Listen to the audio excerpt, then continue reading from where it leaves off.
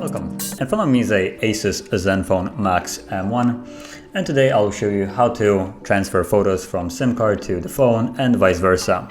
And to start the process, you want to open up the Files app, which is right here. And it's not an app that you need to download, they come preloaded with the device. And from there, I have the photo on the phone storage and I'm going to be moving it to the SD card.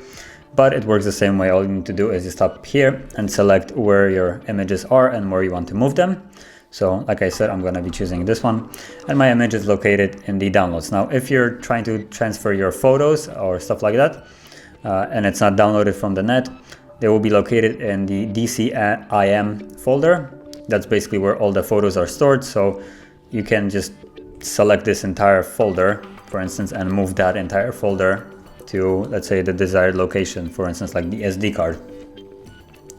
And the same folder, if you have like images being stored on the SD card, because for instance it can be set as default, then this folder will also be in the SD card as well.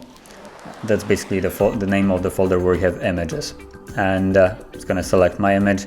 So all you need to do is just hold your finger on whatever you want to move. So I'm just selecting this particular image. You can select multiple, and then all you need to do is tap on the button, the three dots up there, and then select either copy or move. Now copy will just create an additional copy of the photo and move it to a different location while keeping the original in the place where it's right now. And move will just do as it's called, which is moving it to a different location. Actually, I think I just by mistake stopped, so I want to move, and I want to move it to SD card. And for instance, I can just move it right here, it doesn't really matter, or I could always create a new folder to which I can move it, but I'm gonna do it in the main area of the SD card. So tap move, and as you can see now that it's empty in the downloads folder, and if I would go to the SD card, it should be visible right here. So that is basically how you would move photos from SD card to a phone and vice versa. And if you found this video helpful, don't forget to hit like, subscribe, and thanks for watching.